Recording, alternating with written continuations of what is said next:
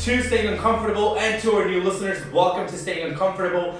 If you are a daily and weekly listener of the show, I would really appreciate if you left us a review. That is how we get discovered in the podcast category. So please leave a review. And to today's episode and today's topic, which is, I think a lot of people use this phrase when it comes to talking and asking in life, which is, I'll be happy when. I'll be happy when I make $1 million. I'll be happy when I get into a relationship. I'll be happy when I become a VP. I'll be happy when I'll be happy. When? Never. Because, see, as we were talking about this, one of the things that we realized is that the happiness is in the joy of doing things. And when you are constantly saying, I'll be happy when, you're forgetting this whole entire process that you have to go through in order for you to get to that feeling of happiness. Yeah, that feeling of happiness will change every time. Because if you think about life, right? Yeah. Think about life, let's compare it to a staircase. Okay. Right? You're taking one step, and let's say every step is a day in your life. Yeah. So whenever you wake up, you now are taking another step. Yep. What you don't know is when the steps will run out. You don't know when you're going to die. That's true, but a lot of people assume, or a lot of people say, I'll do this tomorrow. Exactly. We'll do it tomorrow, I'll get it done. Or, you know what, I'll be happy when I get to staircase number 750 when you're on staircase 200. So you have 550 steps to still take before you're going to be happy. Do you even know if those steps are guaranteed in your life? You don't. No, you don't. What you need to do is you need to look back at the 250 steps that you have taken, have gratitude for it, appreciate that journey that you've been on to get you to where you are today. Look to your left, look to your right, see who's around you, see who supported you to get to those 250 steps. And then be thankful for the fact that you know where you want to go. Because a lot of people don't even know where they want to go. I think that's the biggest problem. Exactly. Know where you want to go, and then be thankful and enjoy that journey to whatever it is you do want. Because that happiness, when you get to where you want to get to, very temporary.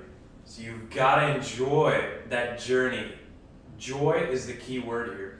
But first of all, I get what you're saying, but let's say if I'm listening to the show and if I'm just trying to understand this concept, I want the happiness that comes from achieving the final results. I'm not looking to achieve happiness from doing this on a daily basis. How do you change that mind? Like, how do you change that in your mind? Because for me, it's like, oh, now I'm gonna keep working, and I'll be happy when I get this. Yeah, and let's start off with the bodies, right? Like, most people are unhappy with what their body looks like. Yeah. Right? Majority of people. We all want to look better. We Yeah. all want to look better, right? So you might want to lose 20 pounds. You might want to put on 20 pounds of muscles. You might want to get six pack. Whatever it is. Let's take that as an example. Are you gonna wake up with a six pack? No. Are you gonna wake up with 20 pounds of muscle? No. Are you gonna lose 20 pounds when you wake up the next day? If I don't eat. no, but really, right? no. So if you think about these things logically, you're gonna have to put in the work. But guess what? You're so lucky because you woke up and you had the opportunity to put in that work, to lose 20 pounds, to gain 20 pounds of muscle, to look however you want to look like. You have the opportunity to do it. You've got to put in the work and enjoy the process. Like, enjoy that pain. You have to love it. Because if you don't love it, once you get to that point, you've lost 20 pounds. I'm so happy I lost 20 pounds. Now I'm going to eat cake. And you're right back to where you started.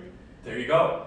So enjoy that journey, because it's that journey that will keep you coming back and help you strive for more. Because if you don't enjoy it day to day, if it doesn't speak to your soul, if you're not having fun doing it, Don't do it.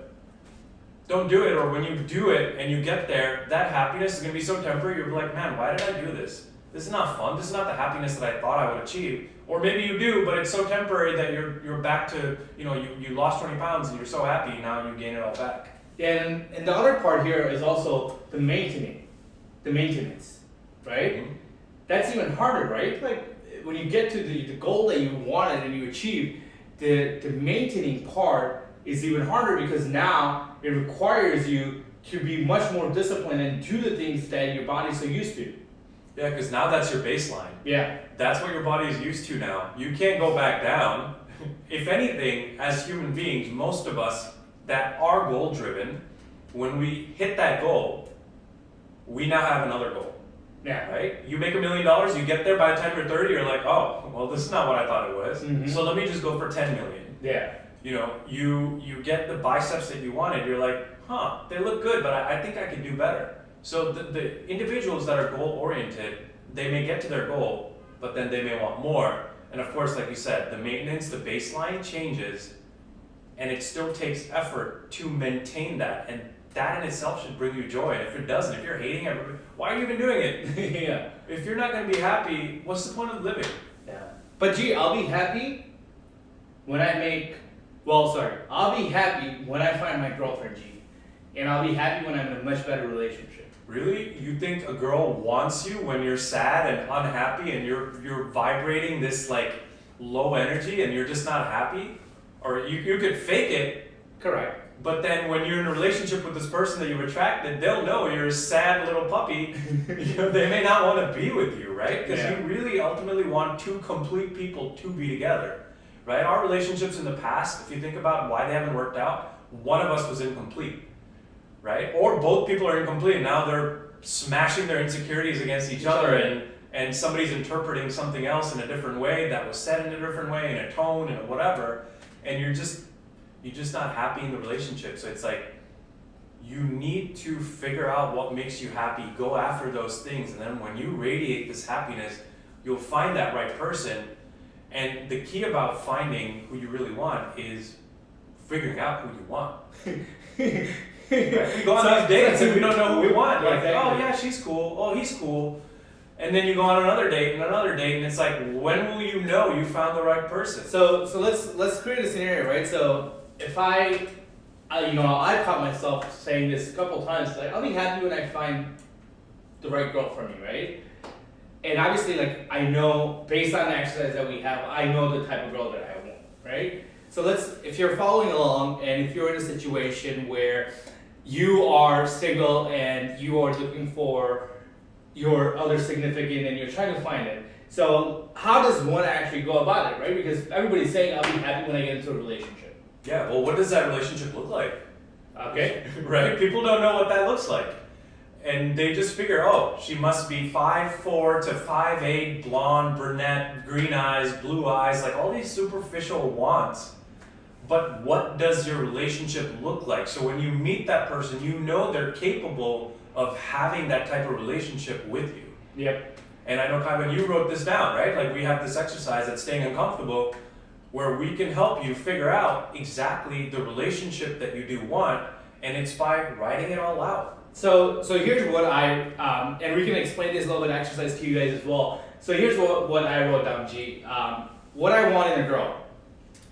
She should care about my feelings, treat me and my family with respect, and I will do the same to her and her family.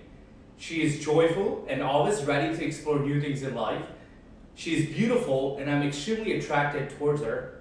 She has great health and overall she has great energy with an amazing personality. She is trustworthy and likes to be honest. She loves to be a goofball and know when to be serious in life as well. So these are things that, for example, I know you have a list as well. These are things that I am looking for in a girl. And as you can see, there's nothing that says, hey, she needs to be a brunette, a blonde, 5'4", nothing at all, right? Because those things are temporary. Those things will not last forever. Exactly. It's what relationship do you want? How do you want to feel when you're in that relationship? And you have to imagine what that feeling is. For me, it's I respect her and she respects me. Like we both need to respect each other. We both need to admire each other. Mm-hmm. I want to be in awe, like, wow, I'm so lucky that she's with me. I want her to feel the same way, that wow, I'm so lucky that I'm with him. And then respect each other, admire each other, support each other, love each other's family. Yeah. Like that's the relationship I want.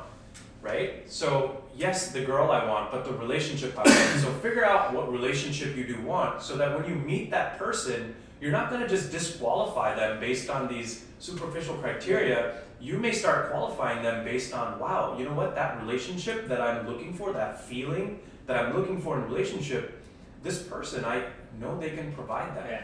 And one thing that we also have done is that in the exercise, we got rid of the things that we don't want. Because we are very firmly believer that what we say becomes true. And so therefore, we don't want to think about even any negativity or negative side of the things that we don't even want in a relationship. Yeah, you're going to start attracting what you don't want if that's what you focus on. Yeah. So don't focus on the things that you don't want in a partner. I mean, we all have like our red flags, right? Like, hey, if she's a smoker, it's over. Like, we know those things.